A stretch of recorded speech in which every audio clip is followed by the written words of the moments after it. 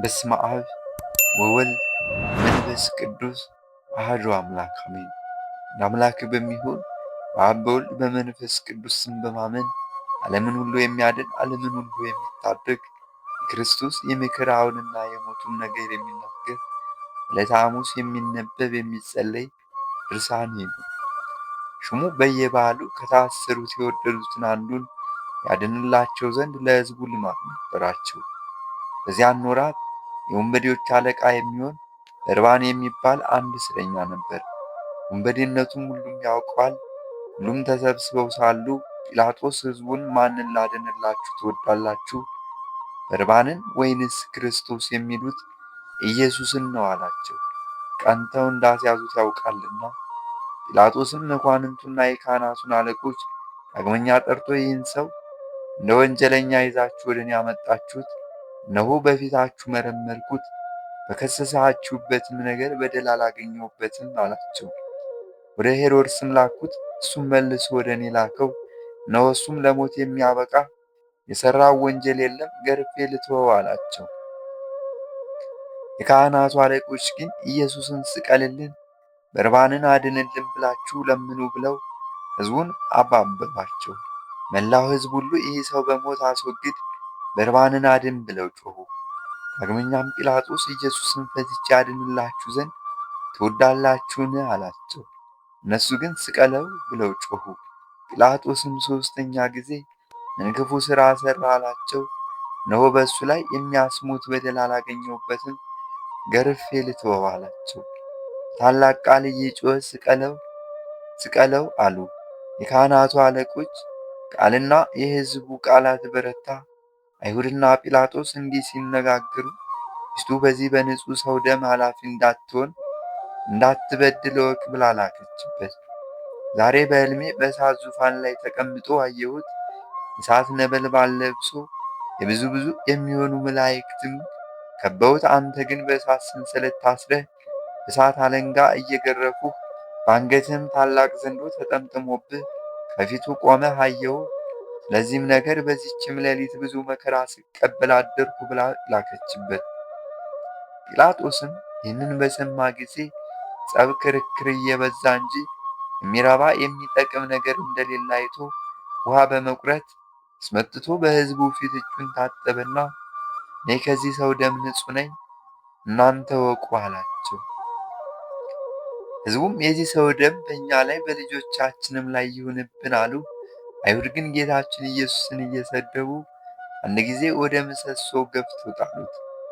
ስድቡ ግን በዕለተ ዓርብ ብቻ አይደለም፣ 3 ዓመት ሙሉ ሰደቡት እንጂ።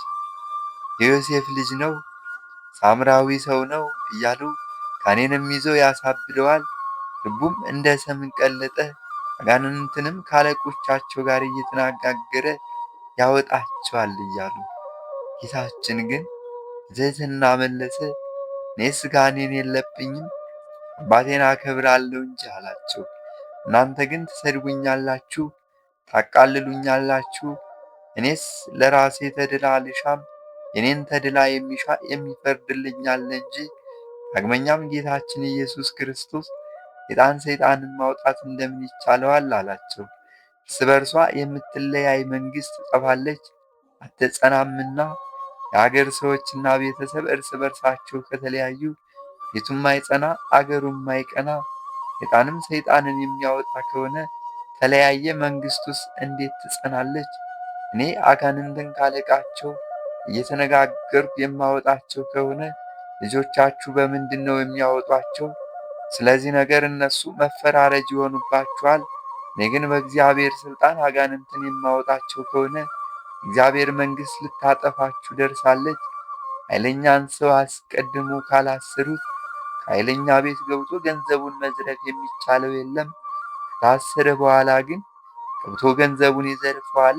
ከእኔ ጋር አንድ ወገን ያልሆነ ባላጋራዬ ነው፣ ከእኔም ጋር አንድ ያልሆነ ይለየኛል። ሰውን የበደለ ኃጢአቱ ይሰረይለታል፣ መንፈስ ቅዱስን የሰደበ ግን ኃጢአቱ አይሰረይለትም። በዚህ ዓለም በሚመጣውም ዓለም በገሃነም ለዘላለም ይፈረድበታል እንጂ አለ። ክፉ ጋኔን ይዞ ያሳብደዋል ብለውታልና አጋንንት ያደረባቸው ሰዎች ግን ከአይሁድ 1000 ጊዜ ተሽለው ምስክር ሆኑት። ጋኔን እንደሌለበት ከብዔል ዜቡልም ጋር መስማማት እንደሌለበት የልዑል እግዚአብሔር የባሕርይ ልጅ እንደሆነ የልዑል እግዚአብሔር ልጅ ኢየሱስ ከአንተ ጋር ምን አለን ማለታቸው ጊዜው ሳይደርስ መከራ ታጸናብን ዘንድ ከዚህም ታሳድደን ዘንድ መጣህን?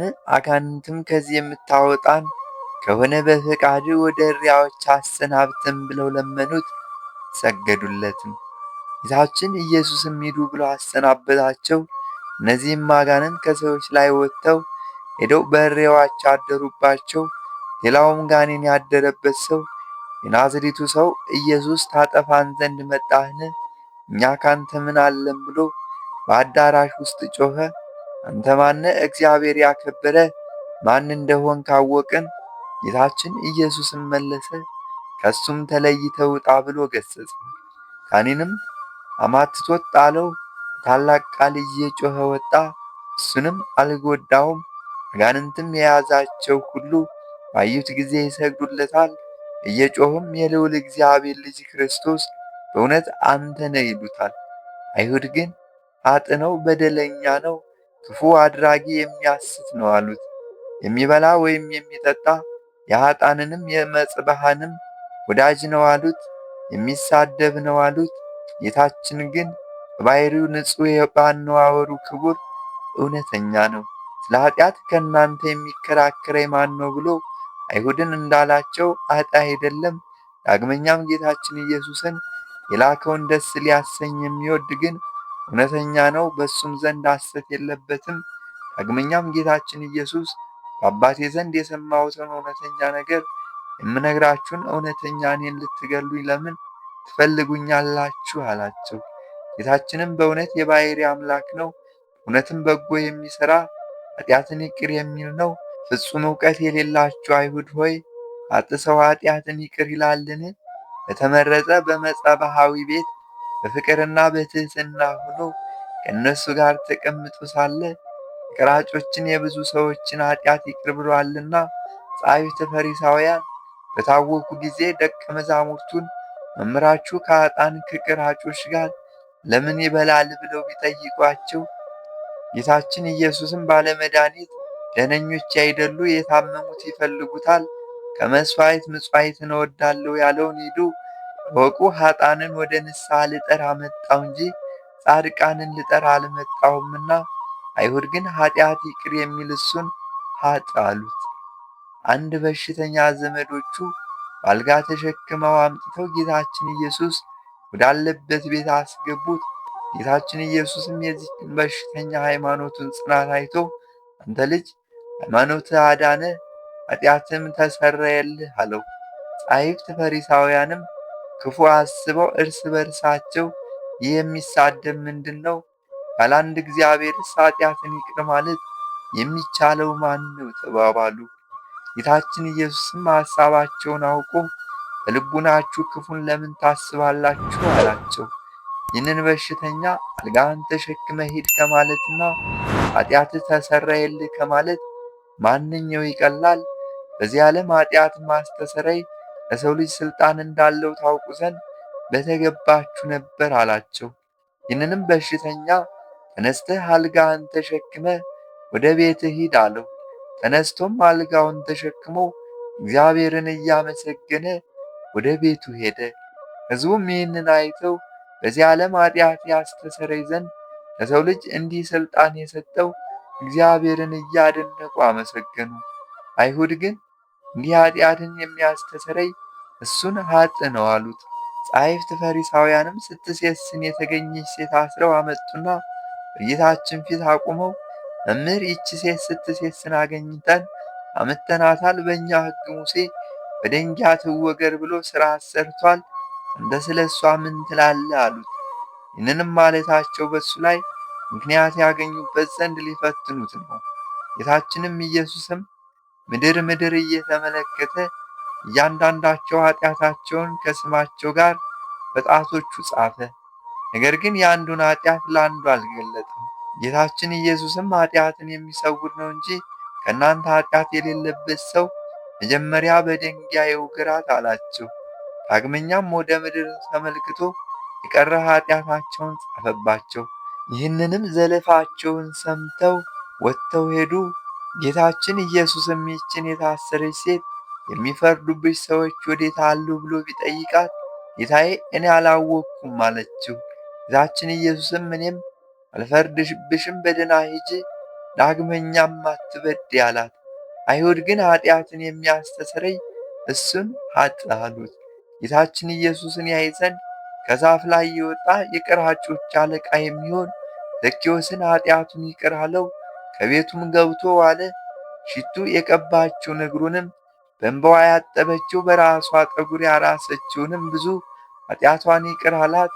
ብዙን ወደዋለችና ኃጢአትን ይቅር የሚል በጎ የሚሠራ እንደዚህ ያለውን አምላክ ገፉት፣ ሰደቡት። ጌታችንም ኢየሱስንም ይገርፉት ዘንድ እግሮቹንም እጆቹንም ከደንጊያ ጋር የኋሊት የታሰሩት ነቢዩ ጀርባዬን ለግርፋት ሰጠው ያለውን አላስተዋሉምና የኃይሉንና ጽናቱን የእጆቹንና የእግሮቹን ልዕልና አላስተዋሉምና መጥምቁ ዮሐንስ ከእኔ በኋላ የሚመጣው ከእኔ ይጸናል ብሎ ካስተማራቸው በኋላ የእግሮቹን ጫማ ማዘቢያ ለመፍታት የማይገባኝ ነኝ። እኔም በውሃ አጠምቃችኋለሁ፣ እሱ ግን በመንፈስ ቅዱስ በእሳት ያጠምቃችኋል። የውድማን እህል የሚያጸራባቸው መንሾች በእጆቹ የተያዙ ስንዴውን በሪቅ በጎተራ ያከማቻል። ገለባውን ለይቶ ከማይጠፋ እሳት የሚያቃጥልበት በመንፈስ ቅዱስና በእሳት ያጠምቅ እንደዚህ ያለውን አምላክ አሰሩት። ጌታችን ኢየሱስንም ካሰሩት በኋላ 4 ጭፍሮችና ጲላጦስ በገመድና በአለንጋ 6666 ጊዜ የገረፉት 5000 ነው የሚሉ አሉ። የግርፋቱን ቁጥር እያሳሳቱ ገርፈውታልና የሚሞት እንዳይገረፍ የማይሞትም እንዲገረፍ እያወቁ በግፍ ገርፈው በግፍ ገደሉት። የተገረፈባቸውም አለንጋና ገመድ በደም ታለሉ። ከግርፋቱም ጽናት የተነሳ ሥጋው ሁሉ አለቀ። 1066 ከሚሆኑ ቁስሎቹም ወገን አጥንቶቹ ታዩ። ጥቁርና ሰማይ የሚመስሉ ቁስሎች ግን 1190 ናቸው። የማይገረፍ አምላክ በዚህ ሥጋ ተገረፈ። ጲላጦስ እጁን ከታጠበ በኋላ ጌታችንን የገረፈው በጆሮ ለሚሰማው በዓይን ለሚያየው የሰው እጹብ ድንቅ ነው። በመገረፉም አይሁድን ደስ አሰኛቸው። ጌታችን ኢየሱስ ግን በመገረፉ ሰውን ሁሉ ከተገረፈባት ኃጢአት ፍዳ አዳነን። ስለ ልጆቹና ስለ አዳም መገረፍን መታሰርን ከፍሎልናልና። ጲላጦስም ፈቃዳቸውን ለመፈጸም ስቀሉት ብሎ ጌታችንን ለአይሁድ ሰጣቸው። የጭፍሮች ባለዋሶችም ጌታችንን ተቀብለው ወደ ፍርድ አደባባይ ወሰዱት። የንጉሥ የቄሳርያ ስዕል ወዳለባት በደሙ አንድ የሆኑትን ሰዎች ሁሉ ሰበሰቡ። በ5ቱ መንግሥታት መዘባበቻ ይዘባበቱበት ዘንድ ልብሶቹንም ገፈው የመንግሥት ልብስ የሚሆን ነጭ ሐር፣ የካህናት ልብስ የሚሆን ቀይ ሐር፣ ኅብራቸው ቀይና ጥቁር የሚሆኑ ልብስ አለበሱት። ታጣቢ ሳሙና ማንጻት የማይቻለው እንደ መብረቅ የሚያንጸባርቅ እንደ በረድ የሆነ ነጭ ልብስ የሚለብስ ሲሆን እንደዚህ በምድር በመዘባበት ቀይ ሐርና ነጭ ሐር አለበሱት። ለኪሩቤል ልብስ ረቂቅ ልብስ፣ ለሱራፌል ግርማ ያለው መብረቅ የሚያለብሳቸው እሱን በእሳት በተጋረደ ዙፋን ላይ የሚቀመጥ እሱን በመዘባበቻ መቀመጫ ላይ ያስቀመጡት። ከዚህ ከዙፋኑ ውስጥ እንደ እሳት ግለት ብልጭታ መብረቅም ነጎድጓድም ይወጣል። ከዚህ ከዙፋኑ ስር የነፋስ ባሕር የብርሃን ባሕር ይመነጫል። ከዘንባባ እሾህ ጋር የታጠቱ በመርፌ አምሳል የተሰሩ 50 እሾሆች ያሉበት የመንገደ አደሪያ አክሊል አቀዳጁት። እነዚህም እሾሆች እስከ ራሱ አጥንት ድረስ ገቡ። የሕይወት መገኛ እሱን የእሾህ አክሊል አቀዳጁት። ዓለሙን ሁሉ የሚያድን እሱን የእሾህ አክሊል አቀዳጁት። መላእክትን የብርሃን ራስ ቁር የሚያቀዳጃቸው የነገሥታት ገዢ የሚሆን እሱን የእሾህ አክሊል አቀዳጁት። በእሾህ አክሊልም ከራሱ ክፍል የበሱት ያቆሰሉት 1000 ናቸው። ከራሱም ቁስሎች ደም እንደ ውሃ በዝቶ ፈሰሰ። ፊቱም ደምን ለበሰ፣ ሰውነቱም ሁሉ በደም ተጠመቀ። የጽዮንም ልጆች እናቱ ያቀዳጀችውን አክሊል ተቀዳጅቶ አዩት። ተድላ ደስታ የሚያደርግበትና የሙሽርነቱ ቀን ነውና በቀኝ እጁ ዘንግ አስያዙት። ያሽሟጥጡ ከፊቱ እየወደቁ እጅ ነሱለት። የመላእክት ሰራዊት እየደነገጡ የሚሰግዱለትን የአይሁድ ንጉሥ ቸር ውለሃል አሉት። ስልጣናትና ሊቃናት እየፈሩ ለሚሰግዱለት እሱን በትዕቢት እጅ ነሱለት። 5 የሚሆኑ መዘባበቻቸውን ከጨረሱ በኋላ በምራቁ ሁለተኛ ዓይኖችን በሚፈጥር ፊት ምራቃቸውን ተፉበት። ዳግመኛም ፊቱን በጥፊ መቱት። ኪሩቤል ፊቱን ከማየት የተነሳ በእሳት አክናፍ የሚሰውሩት ያልበደላቸውን እሱን አይሁድ ፊቱን ጸፉት። ፊቱ እንደ መንፈስ ቅዱስና እንደ አባቱ ሲሆን በሥጋው ፊቱን ጸፉት። ከፊቱ ግርማ የተነሳ ፍጥረት ሁሉ የሚርዱለት የሚንቀጠቀጡለት የፈጣሪያቸውን ፊቱን ጸፉት። መጀመሪያ በመመታቱና የሾህ አክሊል በመቀዳጀቱ ራሱ የቆሰለ ከመሆኑ በላይ የያዘውን በትር ከእጁ ተቀብለው ራሱን መቱት። ነገር ግን የሾህ አክሊልን በመቀዳጀቱ በምድራችን ላይ የበቀሉትን አሜኬላና እሾህ እርግማንን አጠፋልን። ራሱንም በዘንግ በመመታቱ የታላቁን እባብ 7ቱን ራሶች 10 ቀንዶችን አጠፋልን። ከዚህ በኋላ ጌታችን ኢየሱስን ከግንብ ላይ አውጥተው ሲዘባበቱ በመስኮት ዘልቀህ ተመልከት አሉት። እንደ ነገሥታትም ልማድ ለሕዝቡ ተገልጸህ ታያቸው ንጉሣችን ነህና አሉት። ጌታችንም ኢየሱስም ለሕዝቡ በተገለጸላቸው ጊዜ እየሳቁ ተዘባበቱበት፣ ጥርሶቻቸውንም አፏጩበት። እንኳን በዓይናችን አየን እያሉ ተናገሩ። ጌታችን ኢየሱስን ከግንቡ ላይ አውርደው እስከ ደረቱ ድረስ ከጉድጓድ ቀበሩት። በጉድጓድም ውስጥ እንዳይሞት እጁን ከተከለ ድንጋይ ጋር አሰሩት። ለሞትም በደረሰ ጊዜ ከጉድጓድ አወጡት። ጲላጦስም ወደ አይሁድ ወጥቶ አንዲትስ እንኳ በደል እንዳላገኘውበት ታውቁ ዘንድ እነሆ ወደ ውጭ አወጣሁላችሁ አላቸው።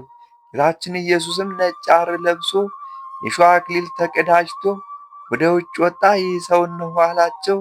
የካህናቱም አለቆች ብላቴኖቻቸውም ባዩት ጊዜ ስቀለው ስቀለው ብለው ጮኹ። ጲላጦስም እኔስ ያገኘሁበት በደል የለም፣ እናንተ ወስዳችሁ ስቀሉት አላቸው። አይሁድም መልሰው ለእኛስ ሕግ አለን፣ እንደ ሕጋችን ሊሞት ይገባዋል፣ የእግዚአብሔር ልጅ ነኝ ብሎአልና አሉ። ጌታችንስ በእውነት የእግዚአብሔር ልጅ ነው፣ አባቱ እግዚአብሔር አብ በደብረ ታቦርና በዮርዳኖስ የሚወደው ልጄ ነው፣ የምነግራችሁን ስሙት ብሎአልና። መንፈስ ቅዱስም በደመና በርግብ አምሳል ወርዶ በላዩ ተቀምጦ የእግዚአብሔር ልጅ ነው ብሎ መሰከረለት። ሙሴም ኤልያስም በደብረ ታቦር የእግዚአብሔር ልጅ ነው አሉት። ከዚያም አስቀድሞ ጌታችን ኢየሱስ ደቀ መዛሙርትን በቂሳርያ እናንተስ ማን ትሉኛላችሁ ብሎ ጠየቃቸው። ያን ጊዜ አባቱ እግዚአብሔር ለጴጥሮስ ገለጸለት። ጴጥሮስም የእግዚአብሔር ልጅ ክርስቶስ አንተ ነህ አለው። ጌታችን ኢየሱስም መልሶ የዮና ልጅ ስምዖን አንተም ንዑድ ክቡር ነህ አለው። ሰማያዊ አባቴ ገልጾልህ ነው እንጂ ሥጋዊ ደማዊ መምህር አልገለጸልህምና አለው። ከዚያም አስቀድሞ የምስጢር መልእክተኛ ገብርኤል ክቡር ልዑል ነው፣ የልዑል እግዚአብሔር ልጅ ይባላል አለው። መጥምቁ ዮሐንስም እግዚአብሔርን ፈጽሞ ያየው የለም፣ በአባቱም ቀኝ የተቀመጠ አንድ ልጁ አይቶ ነገረን እንጂ አለ። ዳግመኛም እኔ አይቼዋለሁ፣ እግዚአብሔር ልጅ እንደሆነ እኔ ምስክሩ ነኝ አለ። ዳግመኛም አብ ልጁን ይወዳልና ሁሉንም በእጁ ሰጠው። በወልድ ያመነ የዘላለም ሕይወት አለው፣ በወልድ ያላመነ ግን ለዘላለም ሕይወትን አያያትም፣ መቅሰፍት በእሱ ላይ ይኖራል እንጂ። ናትናኤልም መምህር፣ በእውነት የእግዚአብሔር ልጅ የእስራኤልም ንጉሣቸው አንተ ነህ አለው። ወደ መርከቡም በወጣ ጊዜ ባሕር ነፋሳትም ታዘዙለት። በመርከቡም ውስጥ ያሉ ሰዎች ሁሉ መጥተው የእግዚአብሔር ልጅ ክርስቶስ አንተ ነህ እያሉ ሰገዱለት። ጌታችን ኢየሱስም ደቀ መዛሙርቱን እናንተም ከእነዚህ ጋር ልትሄዱ ትወዳላችሁን? አላቸው። ጴጥሮስም መልሶ አቤቱ ጌታ፣ የዘላለም ትምህርት ሕይወት ካንተ ሳለ እንዴት እንሄዳለን? እኛስ የእግዚአብሔር ልጅ ክርስቶስ እንደሆን ካወቅን አምነናል አለው። ማርታም ወደዚህ ዓለም የመጣህ እግዚአብሔር ልጅ ክርስቶስ አንተ እንደሆን ካምኛለሁ አለች። ነባቤ መለኮት የሚባል ዮሐንስም ይህ ሁሉ የተጻፈ ኢየሱስ ክርስቶስ የእግዚአብሔር ልጅ እንደሆነ ታምኑ ዘንድ ነው፣ በእሱም ስም አምናችሁ የዘላለም ሕይወትን ታገኙ ዘንድ ነው አለ። ወደ ጥንተ ነገራችን እንመለስና ጲላጦስ ግን ይህንን ነገር ሰምቶ እጅግ ፈራ። ወደ አደባባይ ወጥቶ ጌታችን ኢየሱስን አንተ ከወዴት ነህ አለው።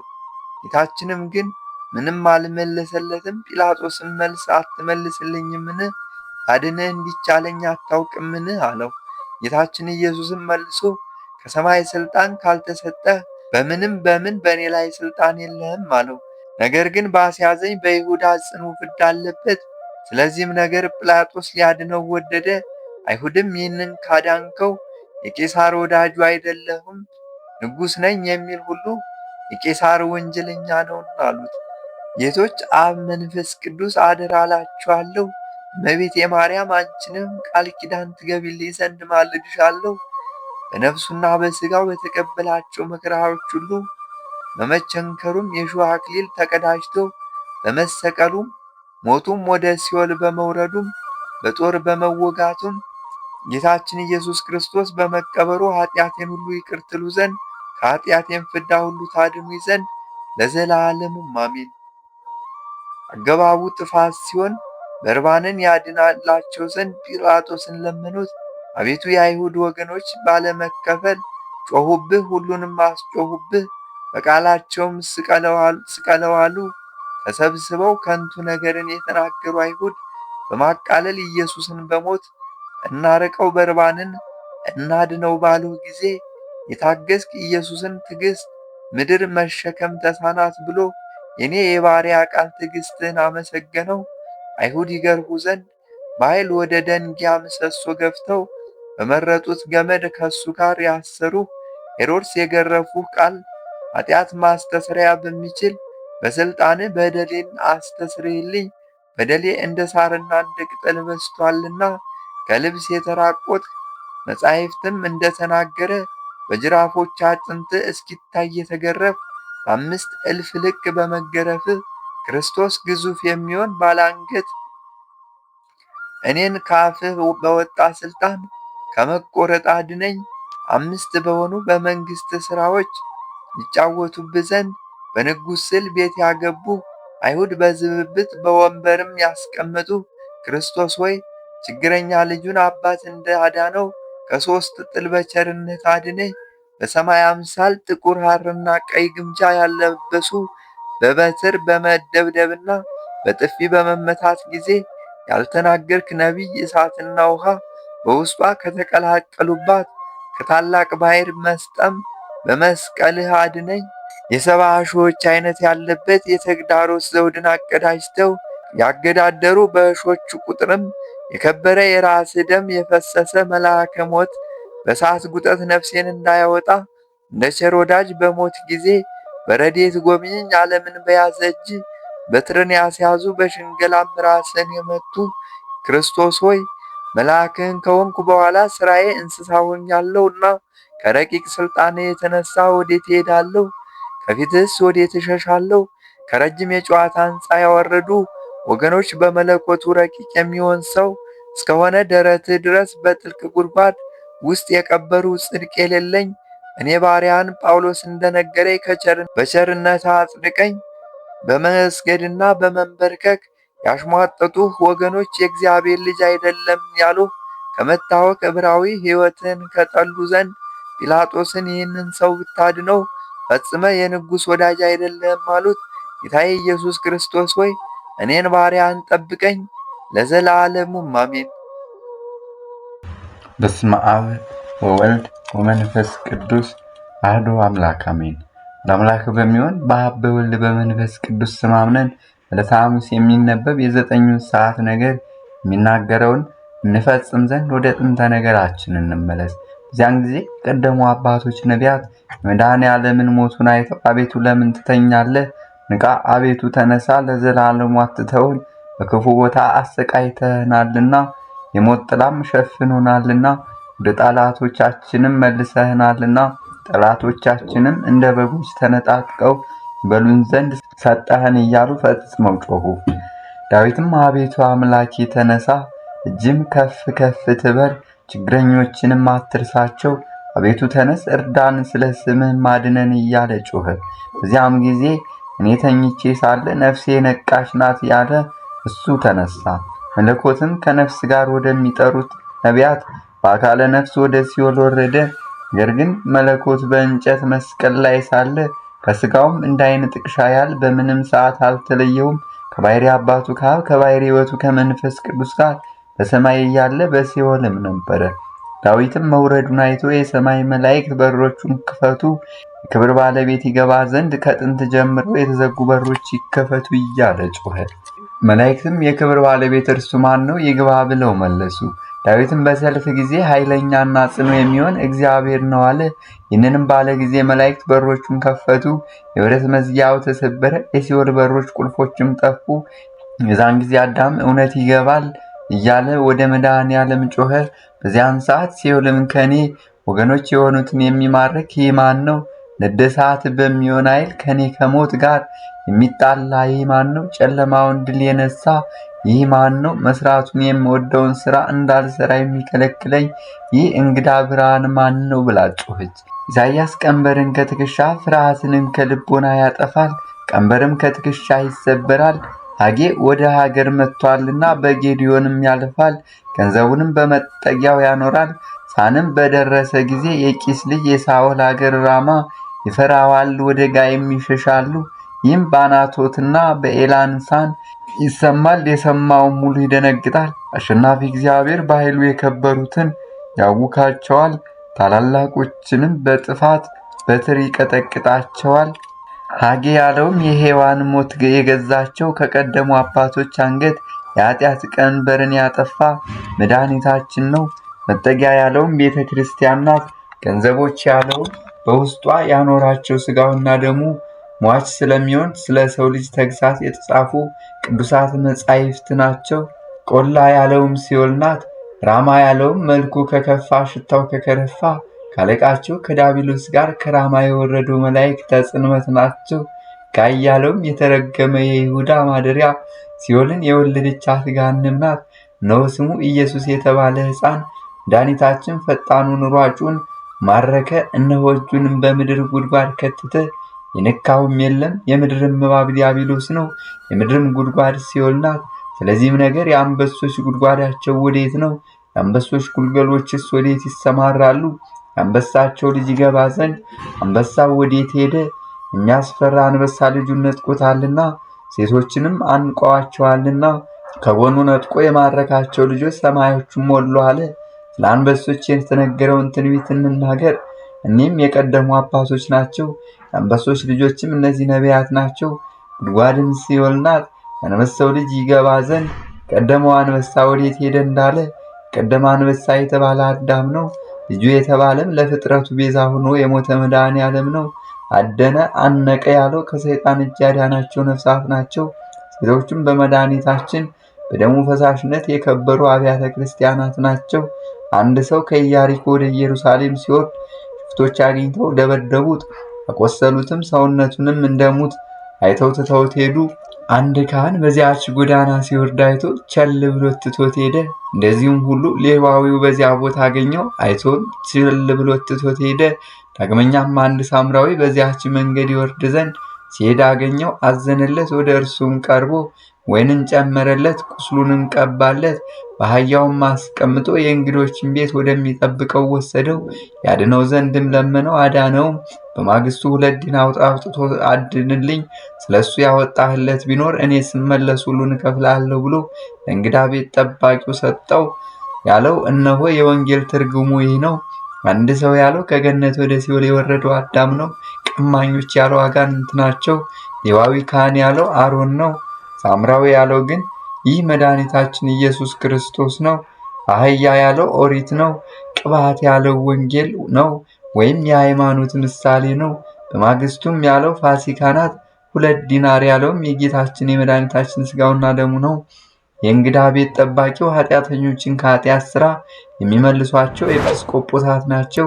በተመለሱ ጊዜ እከፍላለሁ ማለት ከየዋህነት ጋር በበጎ ትምህርት ሰዎችን ከስህተት የሚመልሱ ካህናት በእውነት ዋጋቸው ይከፈላቸዋል። ከዚህ በኋላ በዙፋኑ ላይ ተቀምጧ በሱ ቀኝ በእጁ በውስጧም በውጯም በ7 ማኅተም የታተመች መጽሐፍን አየሁ ያለ ዮሐንስን እንስማው። ይችን መጽሐፍ ይገልጣት ዘንድ ማኅተሟንም ሊፈታ የሚገባው ማን ነው ብሎ ታላቅ ቃል የሚጮህ ታላቅ መልአክን አየሁ። ይችን መጽሐፍ ሊገልጣትና ሊያየት የሚቻለው የለም። በሰማይም በምድርም ቢሆን ይችን መጽሐፍ ሊያየትና ሊገልጻት የሚቻለው የለምና ያለቀሱ ብዙዎች ናቸው። ከሊቃናት አንዱ አትዘን አታልቅስ አለኝ።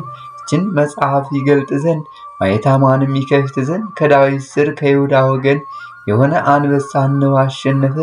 በዚህ ዙፋን በእነዚያ በ4ቱ እንስሳም በእነዚያ በ24ቱ አለቆች መካከል ጎኑ እንደተወጋ በግ ቆሞ አየሁ። ቀንዶቹ 7 ዓይኖቹ 7 ናቸው። ይኸውም በምድር የተላከ የእግዚአብሔር መንፈስ ነው። መጥቶም ያችን መጽሐፍ ተቀበላት። ያችንም መጽሐፍ በተቀበላት ጊዜ እነዚያ 24ቱ ካህናተ ሰማይና እነዚያ 4ቱ እንስሳ ለዚህ በግ በፊቱ ሰገዱ። ሁላቸው ዕጣን የተሞላበት የወርቅ ጽዋን የሚያመሰግኑበት የምስጋና መሰንቆን ይዘዋል። ይኸውም የቅዱሳን ጸሎታቸው ነው። በምስጋናም ይችን መጽሐፍ ልትቀበላት ማኅተሟንም ልትፈታ ይገባሃል፣ ስለሷ ሙተሃልና በደምህም ዋጅተሃልና እያሉ ያመሰግናሉ። መጽሐፉም አዳም ነው። 7ቱ ማኅተሙም መድኃኒታችን እስከሞተበት ያለው 7ቱ ዘመኖች ናቸው። የቀደሙ አባቶች ከሲኦል መውጣታቸው እንዲህ ነው። ዓርብ በሰርክ ለመጀመሪያይቱ ሰንበት አጥቢያ ናት። ምስጋናን የተመሰገነ እግዚአብሔርን እናመስግነው፣ ፈረሱና በላዩ ላይ የተቀመጠውን ወደ ባሕር ጣለ እያሉ ባሕር ያለው በኃጢአት ታስሮ በትዕቢት ተጭኖ ዲያብሎስ ወደ እሷ የወረደባት ገሃነም ናት። እዚያን ጊዜ ገነት ከተዘጋች በ5533 ዘመኗ ተከፈተች። ነቢያትም በረዳን በእግዚአብሔር ደስ ይበላችሁ ላዳንን ለያዕቆብ አምላክ በእግዚአብሔር ደስ ይበላችሁ ላዳንን ለያዕቆብ አምላክ እልል በሉ በሚል በዳዊት መዝሙር እያመሰገኑ ገቡ። ተቸገሩ ጊዜ ወደ እግዚአብሔር ጮኹ፣ ከችግራቸውም አዳናቸው። ቃሉን ላከ አዳናቸውም፣ ከሞታቸውም አዳናቸው። ከሞት ጥላና ከጨለማም አወጣቸው። እግር ብረታቸውን ሰብሮ የሀገራቸውን መንገድ ይሄዱ ዘንድ የቀና መንገድን መራቸው።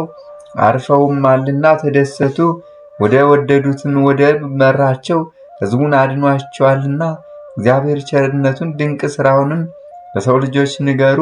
ወደ ምስጋናውም ተራራ ወሰዳቸው። ሰውነታቸውንም እንደ ወፍ ከአዳኝ ወጥመድ አመለጠች። ወጥመድ ግን ተሰበረች፣ እኛም ዳን። እነሱም በእግዚአብሔር ረዳትነት ዳኑ እንደተባለ ያን ጊዜ ኢሳይያስ እግዚአብሔር እንዲህ ይላል፣ በአሕዛብ ሥርዓት ምድርን ታቀናና የአዳምንም ርስት ትወርስ ዘንድ በተመረጠች ቀን ሰማሁህ፣ በመዳን ቀንም ረዳሁ ያለው ደረሰ፣ ተፈጸመ። እስረኞችንም ውጡ አላቸው፣ በጨለማም ያሉትንም አበራላቸው። አይራቡም አይጠሙም፣ የፀሐይም የዋይም አያቃጥላቸውም። የሚመራቸው ይራራላቸዋል፣ ወደ ውሃ ምንጭም ያመጣቸዋል። የዚያን ጊዜ እግዚአብሔር ይቅር ብሏልና ከተራሮችና ከምድር ደስታ ይመነጫል፣ የተቸገሩ ወገኖችንም ደስ ያሰኛቸዋል። ለዚህም ሁሉ ሆሴም በልጁ ሞት የማትጨክን ጥበበኛ ልጅ ከሞት እጅ ተቤዣቸው፣ ከሲኦልም አዳናቸው። ሲኦል መፍረጃ ችንካር ወዴት አለ? የመባዓ ጽዮን ጸሎቱ የመድኃኔ ዓለም ይቅርታውና ቸርነቱ ከሁላችን ከሕዝበ ክርስቲያን ጋር ይሁን ለዘላለሙ አሜን። ይቅርታውና ቸርነቱ ከሁላችን ሕዝበ ክርስቲያን ጋር ይሁንና ጌታችን ኢየሱስ ክርስቶስ ያደረገው ተአምር ነው። በሀገር አቴና ሰማዕት የሆነ ስሙ ዲዮናስዮስ የሚባል አንድ ኤጲስቆጶስ ነበር። ይህ ቅዱስ በእሷ ዘንድ ከሚኖሩ ሰዎች በምክሩና በጥበቡ በሐሳቡና በእውቀቱ ከንጉሡ አማካሪዎችና አዋቂዎች ከሆኑ መሳፍንት አንድነት ከፍ ያለ ሆነ። ከዚህ በኋላ ሐዋርያው ጳውሎስ አስተምሮ የክርስትና ጥምቀትን አጥምቆ በሀገር አቴና ላይ ኤጲስቆጶስነት ሾመው። ብዙ ድርሳናትንም ደረሰ። ከነዚህም አንዱ ድርሳን ክብር ይግባውና ጌታችን ኢየሱስ ክርስቶስ መድኃኔ ዓለም የተሰቀለበት የዓርብ ቀን ድርሳን ነው። ይህ ቅዱስም በአንድ ቀን አዋቂዎች በተሰበሰቡበት በጥበብ ቤት ውስጥ ሳለ ከእነርሱ ጋር ተሰብስቦ ከጥበበኞች ሁሉ በላይ ተቀመጠ። በቀትር ጊዜም ፀሐይ ጨለመ፣ ጨረቃም ደም ሆነ፣ ከዋክብትም ፈጥነው ወደቁ፣ ምድርም ተንቀጠቀጠች፣ አሕዛብም ደነገጡ፣ ፈሩ፣ መቃብሮችም ተከፈቱ። ዲዮናስዮስም በዓለም ውስጥ የሆነውን አስረዳም ብለው ጠየቁት። የጥበብንም መጽሐፍ አነሳ፣ በሐሳብም መሰላል መውጫውን አየ። ወደ ፀሐይና ወደ ጨረቃ ወረደ፣ ወደ ከዋክብትም መውጫ ሄደ። ጸጥ ብለዋል፣ አገኛቸው። ወደ መንገዳቸውም አልተመለሱም። ወደ ባሕርም ሄደ፣ ዝም ብሎም አገኘው። ከዚህ በኋላ አርስጣብስ የሚባል የፍልስፍና መጽሐፍን አነሳ፣ ያዘ። በውስጡም አምላክ እልመክኑን የሚል አገኘ። ይህም ማለት የተሰወረ ሰማይና ምድርን የፈጠረ አምላክ ከሰማይ ወደ ምድር ወረደ፣ አይሁድ በላዩ ተነሱ፣ እነሱም ሰቀሉት ማለት ነው። የዚያን ሰዓት ልብሱን ቀዶ ታላቅ ሐዘን አዘነ። ደጃዝማቾችና አገረ ገዢዎችም ጥበበኞችም በቀትር ጊዜ ጨለማ ስለሆነና ምድርም ስለተንቀጠቀጠችው ነገር ያሳየውን ገልጽላቸው ዘንድ ዲዮናስዮስን ለመኑት። የሆነውንም ሁሉ ነገራቸው። ይህንንም በሰሙ ጊዜ ታላቅ ያለ ፍርሃትን ፈሩ። ኡሲፎስ የሚባለውን ደቀ መዝሙሩን በዚያች ቀን የሆነውን ሁሉ የቀኗን ስም፣ የወሩንም ስም፣ የዓመቱንም ስም 5500 የሆነ ዘመኑንም ይጽፍ ዘንድ አዘዘው። ዲዮናስዮስም እንዳዘዘው የሆነውን ሁሉ ጻፈ። ሁለተኛም በጣዖቶቻቸው ቤቶችና በየቤቶቻቸው ደጃፍ የተሰወረ አምላክ እልመክኑን ከሰማይ ወረደ ብሎ ጻፈ። ከ14 ዓመት በኋላ ሐዋርያው ቅዱስ ጳውሎስ ከሰማይ እንደወረደና እመቤታችን ከቅድስት ድንግል ማርያም ሰው እንደሆነ በሕማሙና በስቅለቱ ዓለምን እንዳዳነ እንደተነሳና እንዳረገ በሕያዋንና በሙታን ይፈርድ ዘንድ ዳግመኛም እንደሚመጣ እያስተማረ ወደ አቴና ሀገር መጣ። የአቴና ሰዎችም የጳውሎስን ትምህርት በሰሙ ጊዜ ፈጽመው አደነቁ። ወደ ዲዮናስዮስም ሩጠው ሄደው ዛሬ ወደ ሀገራችን አንድ ሰው መጣ፣ እኛና አባቶቻችን በማናውቀው በአዲስ አምላክ አስተማረ አሉት። ዲዮናስዮስም ሐዋርያው ጳውሎስን ጠርቶ በሀገራችን ያስተማርከው አዲስ አምላክ ምንድን ነው አለው። ሐዋርያው ጳውሎስም በጣዖታ ቤታችሁ አልፌ ሲሄድ የተሰወረ አምላክ እልመክኑን ከሰማይ ወደ ምድር ወረደ የሚል አገኘው፣ የማስተምራችሁም ይህ ነው አለው። በዚያን ጊዜ ዲዮናስዮስ 14 ዓመት ያህል የሆነውን መጽሐፍ አምጣው ብሎ ደቀ መዝሙሩን አዘዘው። አመጣለት፣ አይቶም አደነቀ። ጳውሎስም በዓርብ ቀን በመጋቢት ወር በ27 በቀትር ጊዜ ክብር ይግባውና ጌታችን ኢየሱስ ክርስቶስ መድኃኔዓለም ተሰቀለ አለው። ምልክቱ ምንድን ነው አለው። ጳውሎስም ፀሐይ ጨልሟል፣ ጨረቃ ደም ሆኗል፣ ከዋክብት ከምድር ወድቀዋል፣ ምድር ተናውጣለች፣ ሙታንም ከመቃብርና ከሲኦል ወጥተዋል አለው። ሌላውስ ቀድሞ እንደጻፍነው በእውነት የሆነ ነው፣ የሙታን ነገር ግን አስደነቀን አለው። በዚህ ሳትጠራጠር ከመቃብር የተነሱት ሙታን ወደ ሰዎቻቸው ሄደው ክብር ይግባውና መድኃኔዓለም በመስቀሉ ሲኦልን እንደማረካትና እንዳወጣቸው ተናገሩ አለው። እንጊዜም ክብር ይግባውና በጌታችን በኢየሱስ ክርስቶስ ስም አምነው ተጠመቁ። ለሐዋርያው ቅዱስ ጳውሎስም ሰገዱለት። ዲዮናስዮስንም በላያቸው ኤጲስቆጶስነት ሾመው። እሱም ብዙ ታምራትና ድንቅ ሥራዎችን አደረገ። የቤተ ክርስቲያናትንም ሥራ ተረጎመ። ከዚህ በኋላ ራሱን በሰይፍ ቆረጡት። ሰማዕትነትንም አክሊል አግኝቶ ወደ መንግሥተ ሰማያት ገባ። የዲዮናስዮስ ጸሎቱና በረከቱ ከሁላችን ሕዝበ ክርስቲያን ጋር ይሁን ለዘላለሙም አሜን። አንድ አምላክ በሚሆን በአብ በወልድ በመንፈስ ቅዱስ ስም አምነን ከዚህ በኋላ በዓሉን የሚያከብር ይልቁንም የመድኃኔዓለምን መታሰቢያ ለማድረግ የሚጨነቅ ሆነ። በእጅ ፈጭቶ ጠላ ይጠምቃል፣ እንጀራንም ይጋግራል፣ ውሃንም ይቀዳል። እንጨትንም ለቅሞ በራሱ ተሸክሞ የፈጠረውን ያድን ዘንድ የእንጨት መስቀል የተሸከመ መድኃኔዓለምን እያደነቀ እኔም መታሰቢያውን አደርግ ዘንድ እሸከማለሁ ይላል። በተማሪዎቹም ፊት ተንበርክኮ እሳትን ያነዳል። እሱ ቄስና መምህር ሆኖ ሳለ መከበርን አልወደደም። በመድኃኔዓለም በፍቅሩ ጠጅ ሰክሮ ወደ ኋላ አልተመለሰም። እሱ ባመለከተው ገንዘብ መጋቢት 27 ቀን በዓልን አደረገ። በፍጹም ምስጋና ጋር በጾምና በጸሎት ከካህናትና ከዲያቆናት ጋር ዕጣንን በማሳረግ የተራቡትን በማጥገብና የተጠሙትን በማርካት ማኅበርንም ለየወሩ ሠራ። ማኅበርተኞችንም በዕጣ ከፍሎ ስለ አምላካችሁ ስለ መድኃኔዓለም ስለሞቱ መታሰቢያ ኃይላችሁ እስከሚደክምና ወዛችሁ እስከሚንጠፈጠፍ አጥንታችሁ እስከሚንቀጠቀጥና ደማችሁ እስከሚፈስ ስሩ ድከሙ አላቸው። ጌታችን በወንጌል በአገልጋዬ ስም ቀዝቃዛ ውሃን ያጠጣ እውነት እላችኋለሁ ዋጋው አይጠፋበትም ያለውን ስሙ።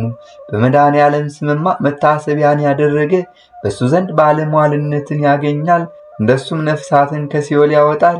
ስለ መድኃኔዓለም ስለሞቱ ክብርና ስለእመቤታችን ለቅሶ ስለሚያስደንቅ ሕማሙ ተገዙ ድከሙ። እስኪያስቡት ከጻድቃንና ከሰማዕታት መታሰቢያና ከመድኃኔዓለም መታሰቢያ የትኛው ይከብራል? የትኛውስ ይበልጣል? ይህንንም ሰርታችሁ ብትኮነኑ ስለናንተ እኔን ይኮንነኝ። ነገር ግን ከተከራካሪ ከክፉ ሰዎች አነጋገርና ከሰይጣን መነሳሳት የተነሳ አትታወቁ፣ ከዓለም ፊት ተጠበቁ።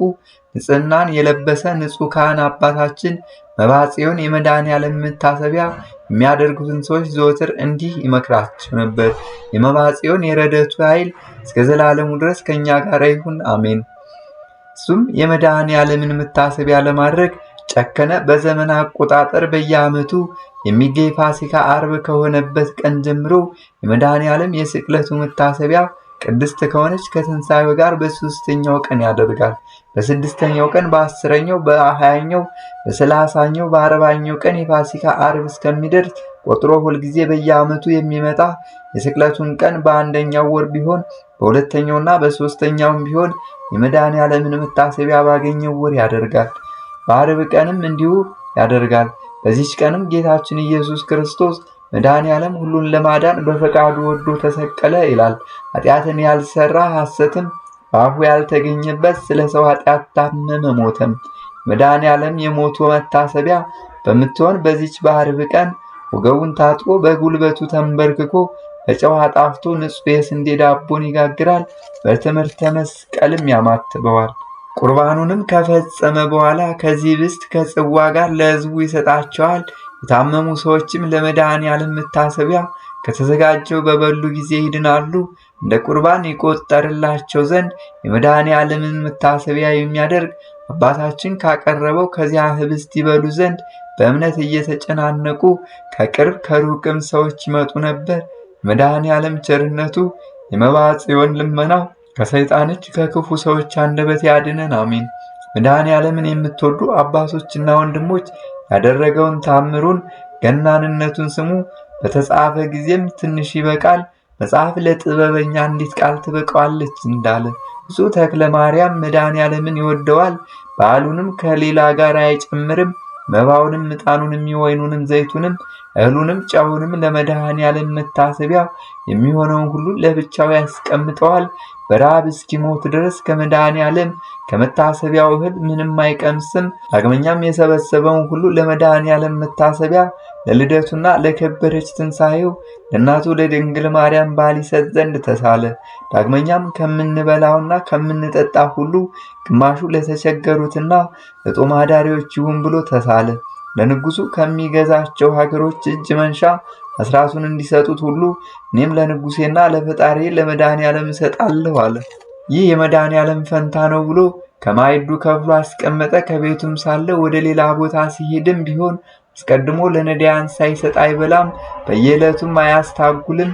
መንግሥተ ሰማያት የሚገባውን የተስፋውን መንገድ እየጠረገ የመድኃኔዓለም በዓል በቀረበ ጊዜ በጾምና በጸሎት 7 ቀን ይማልላል። ሆዱን ሳያጠግብ ራሱን ሳያስተኛ በፍጹም ለቅሶ ነው እንጂ ምድርን እስኪያርስ ድረስ ከዓይኖቹ እንባውን ያፈሳል። ዳግመኛም በውሃ ያይደለ በእንባው እግሩን ያረሳል። ከለቅሶ ብዛት የተነሳ እስኪጠፉ ድረስ ዓይኖቹ ታመሙ። እመቤታችን ማርያም ብርሌ የሚመስል ጽዋን በእጇ ይዛ መጣች። ወዳጄ ተክለ ማርያም ሆይ ስለ ልጄ ፍቅር ለታመሙ ዓይኖች መድኃኒትን እሰጥ ዘንድ እነሆ መጣሁ አለችው። እዚያም ጊዜ እንደ ሜሮን ጣቶቹን ከዚያ ጽዋ ነክራ ዓይኖቹን ቀባችው። ከበሽታውም ዳነ። እንደ ቀድሞውም ሆነ ከዚያችም ዕለት ጀምሮ ሕመም አላገኘውም። ለዚህም ነገር ከእሱ ርቃ የምትኖር እመቤታችን ማርያም ዘወትር የምትጎበኛት አንዲት ሴት ምስክር ሆነች። ከዕለታትም በአንድ ቀን ወደ እርሱ መጥታ እመቤታችን ማርያም ለዓይኖች መድኃኒትን ስትኩልህ አየሁ አለችው። እውነትሽን ነው፣ አንቺ እንዳየሽ አየሁ አላት። መድኃኒተ ዓለምን እናቱ ቅድስት ድንግል ማርያምንም አመሰገናቸው። ከዚህ በኋላ በጾምና በጸሎት ፊቱን በመጽፋት ጀርባውን በጅራፍ በመግረፍ እግዚአብሔርን አገለገለው። ስለዚህም ነገር ከመድኃኔ ዓለም ኃይልና ረድኤትን ይቀበላል። በተቀደሰች በአርባ ጾምም የመድኃኔ ዓለምን ግርፋት እያሰበ 100 ጊዜ ሰውነቱን ይገርፋል። ዳግመኛም በሕማማት ከእልፍ በሚበዛ ሰውነቱን ይገርፋል። ከጀርባው ግርፋት የተነሳ ደሙ ከመሬት እስኪወርድ ድረስ ልቡንም አጥቶ ከምድር ላይ በወደቀ። የመድኃኔ ዓለምን መከራውን አስቦ እንደሞተ ሆነ። በዚያችም ሰዓት የድንግል ማርያም ልጅ መድኃኔ ዓለም መጣ። ተክለ ማርያም ተነስ፣ እኔ ቁስልህን አድንሃለሁ አለው። ይህንም ብሎ የጀርባውን ቁስል ዳሰሰው። በዚያችም ጊዜ ዳነ፣ ምንም ሕማም እንዳላገኘ ሆነ። መድኃኔ ዓለም አባታችን መብዓ ጽዮንን በአንተ እጅ ትገደልን? እኔ እንኳ የተገደልኩት በአመፀኞች በአይሁድ እጅ ነው አለው። በዚያችም ሰዓት ከንፈሮችን ይዞ አፉን ከፍቶ 3 ጊዜ እፍ አለበት። የከበረ ትንፋሴ ከትንፋስ ጋር ይጨመር፣ ስጋም ከነፍስ ጋር የከበረ ይሁን አለው። አንተ በላዩ እፍ ያልህበትም የተቀደሰና የከበረ ይሁን አለው። ይህንንም ብሎ ሕፃን መድህን ወደ ድንግል እናቱ ታቀፈ፣ ጡቷንም ጠባ። ለሱም የግራ ጡቷን አጠባው። ብፁዕ ተክለ ማርያምንም አይቶ ለሰው ፈጽሞ የሚያስደንቅ ነገርን ነገረው። ቅድስት ድንግል ማርያም ፈገግ አለች፣ ስለ ልጇ ስለ ፍቅሩ ገናነትም ተደሰተች። የድንግል ማርያም ልጅ መድኃኔ ዓለምም መብዓ ጽዮንን ስለ ሕማሜ ታመሃልና ስለ ሞቴም ሙተሃልና ስለ ክቡር ደሜም ደምህን አፍስሰሃልና እንደወደድከኝ እኔም እወድሃለሁ፣ ሁልጊዜም ካንተ አልለይም። አንተን የወደደ እኔን ወደደ፣ አንተንም የጠላ እኔን ጠላ፣ የላከኝንም ጠላ። እኔን እንደጠሉኝ እንደ አይሁድ እንደነርሱ ይሁኑ። ነፍስ ከሥጋ ተለይታ በምትወጣበት ቀን ለሌላ አልሰጣትም፣ እኔ እቀበላታለሁ እንጂ። ወደ አንተም የደረሰ ሁሉ ወደ ቤተ ክርስቲያንም የመጣ በአንተም የተማጸነ በእጅም የተባረከ የሩቁንም የቅርቡንም ሰው እምርልሃለሁ። እኔ ኢየሱስ መድኃኔ ዓለም በእኔና በእናቴ ማርያም በማይታበል ቃል ኪዳን ሰጠው፣ መሐላዬንም አላጎድልብህም። አባታችን መብዓ ጽዮንም ይህን ሰምቶ ፈጽሞ ተደሰተ። ያለ ቸርነቱ በቀር በጎ ሥራ ለሌለኝ ለእኔ ለኃጢአተኛው ይህንን ሁሉ ስላደረግክልኝ እግዚአብሔር ምን እከፍለዋለሁ አለ። ነገር ግን እስከ ዘላለሙ ድረስ ስሙ የተባረከ ይሁን፣ አሜን። ወዳጆቼ የክርስቲያን ወገኖቼ መድኃኔ ዓለም ያለውን እንግዲህ ስሙ። በእንጀራም ሆነ በውሃ ሆነ በበግም መታሰቢያዬን የሚያደርግ ስቅላቴንና ሞቴን ትንሣኤንም አስበው መብራትና ስንዴን ከልቡ አንቅንቶ ለቤተ ክርስቲያን የሚሰጥ በማይታበል ቃል እውነት እላችኋለሁ እስከ 12 ትውልድ እምርለታለሁ።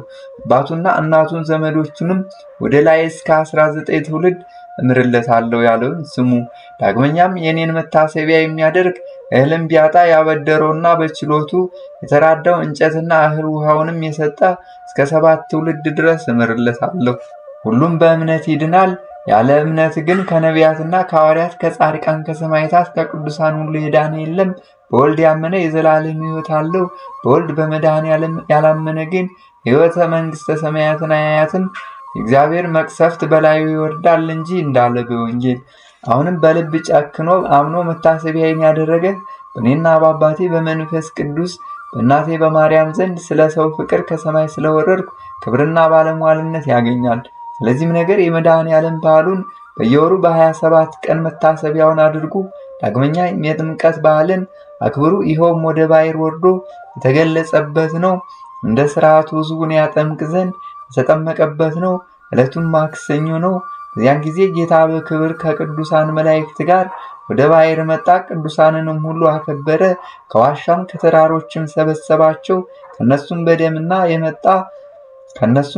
የመጣ አለ፣ በነፋስ ክንፍ የመጣ አለ፣ የወርቅ ጫማ ያለው አለ።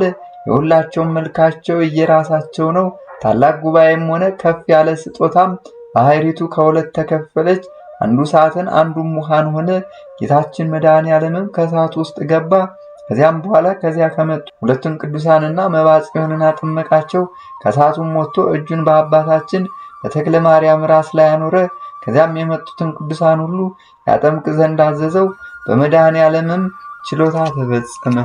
ዳግመኛም አንዱን ካህን ያጠምቅ ዘንድ አዘዘው።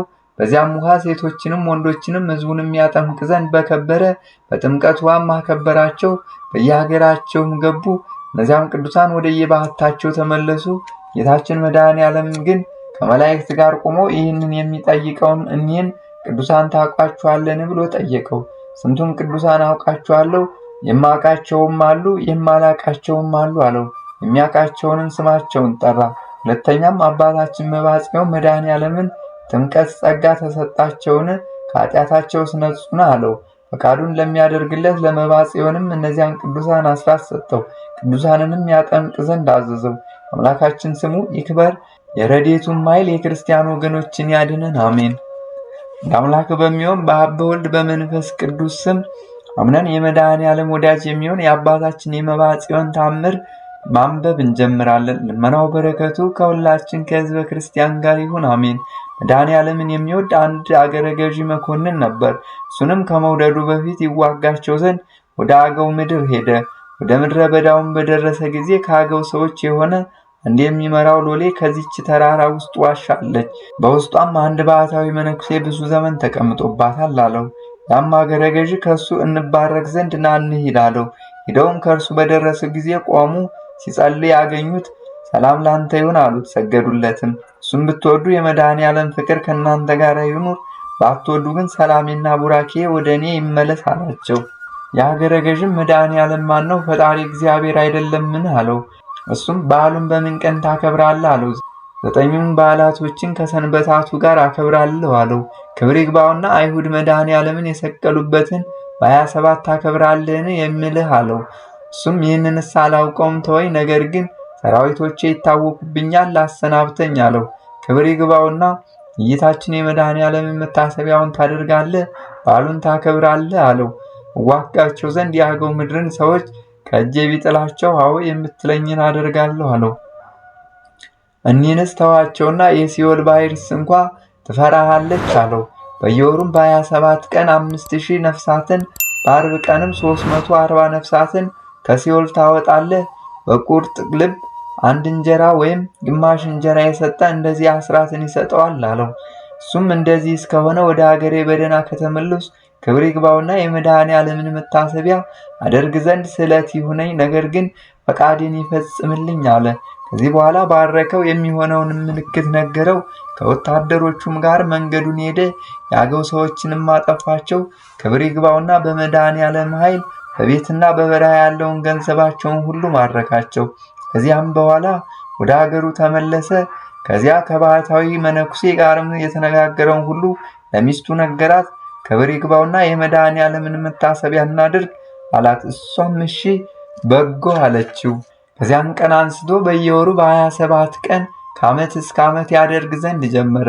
ከየካቲት 27 ጀምሮ እስከ መጋቢት 27 ድረስ የሚመጣውን ቀረጥና የእጅ መንሻ ከ11 የሚመጣውን ግብርም የቤቱንም ገንዘብ ሁሉ ለመድኃኔዓለም መታሰቢያ ይሆን ዘንድ ተሳለ። በዚህ ወርም ለበዓል የሚያስፈልገውን ሁሉ ይጀምራል። በአገረ ገዢ በግዛቱ አገሮች የምትገኙ ሁሉ ከሚስቶቻችሁ ጋር ሳትቀራረቡ በሰንበቶቻችሁና በመድኃኔዓለም በዓላቶች በእናቱ በድንግል ማርያም በዓል ሁላ ሳትቀዱ በመጠናቀቅ በየቤታችሁ የመድኃኔዓለም መታሰቢያ አዘጋጁ። ገንቦም ቢሆን እንስራም ቢሆን ጋንም ቢሆን ዕቃዎችን ከሌላ ዕቃ ጋር አትደብልቁ። ሴትን በመርገም ቀኖቿ አትቅረብ። ለመድኃኔዓለም መታሰቢያ የተባለው ሁሉ ክቡር ቅዱስ ነውና እንጀራውም እንደ ቅዱስ ሥጋው ጽዋውም እንደ ክቡር ደሙ ነውና ሌላም ከበላችሁ በኋላ ከእሱ አትብሉ እያለ አዋጅ አሳወጀ። ከዚህ በኋላ ያደግ መኮንንም ሚስቱን እህቴ ሆይ እኛም በእጃችን እንስራ፣ በዓለም የደከመ ለዘላለም ይድናል እንዳለ ዳዊት ዕድላችን የመንፈስ ቅዱስ ልጅነት ይሆን ዘንድ ሰውነታችንን እንጉዳ አላት። እሺ እንዳልክ ይሁን አለችው። ሁለታቸውም እየተፈራረቁ 10 ጣቶቻቸው ደምን እስኪሆኑ እስከሚቆስል ድረስ አዘጋጁ። ዕቃዎቻቸውንም ባንድ መለሱ። ሁሉንም ካዘጋጁ በኋላ ፈረስ የሚያስሮጥ ልክ ዳስን ይሰሩ ዘንድ አዘዙ። ሰሩም። በመድኃኔዓለም በዓሉ መግቢያ አንዲት አገልጋይ ከአንድ ሰው ጋር ኃጢአትን ሰርታ ወደ እመቤቷ መጥታ ምን ልስራ አለቻት። ገንቦውን አምጪና ለውሺ አለቻት። ዕቃውንም በያዘች ጊዜ በዚያኑ ሰዓት ከምድር ወደቀች፣ ሁለመናዋ አበጠ፣ ለሞትም እስከምትደርስ ታመመች። ምን በደልን አደረግሽ አሏት። ያደረገችውንም ሁሉ ተናገረች። እመቤቷም ከድፍድፉ አምጡና ቀቧት አለች። እንዳለቻቸውም አደረጉ፣ ዳነችም። በነጋታውም በመጋቢት 27 ቀን ስፍር ቁጥር የሌለው መብልና መጠጥ ሁሉ አቀረቡ። ነገር ግን የጠጁ ጋኖች ብቻ 12 ናቸው። በዚያ ዳስ የተሰበሰበው ጠላ ግን ስፍር ቁጥር የለውም።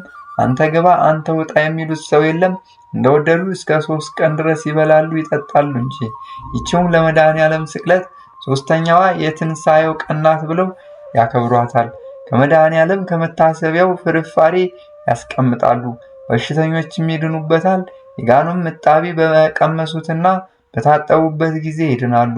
እንደዚህም ታምራትን ሲያደርጉ ኖሩ። ከዚህ በኋላ በሰላም አረፉ። ልጆቻቸውም አሉ፣ ክብር ይግባውና የመድኃኔዓለም የሞቱ መታሰቢያ በደረሰ ጊዜ እንደ አባታችን እናደርግ ዘንድ ኑ ተባባሉ። 12ቱንም ጋኖች አመጡ፣ በሌላም አይደረግምና። ከእነሱም አንደኛው ትልቁና የታወቀው ጋን ድፍድፍ በጨመሩበት ጊዜ ተሰንጥቆ ተገኘ። ክብር ይግባውና የመድኃኔዓለምን ድንቅ ሥራ እናይ ዘንድ ከውስጡ ጠጅን እንጨምርበት አሉ። ጠጅንም በውስጡ በጨመሩበት ጠጁም በስንጥቁ እየታየ አልተንጠበጠበም፣ አልፈሰሰም።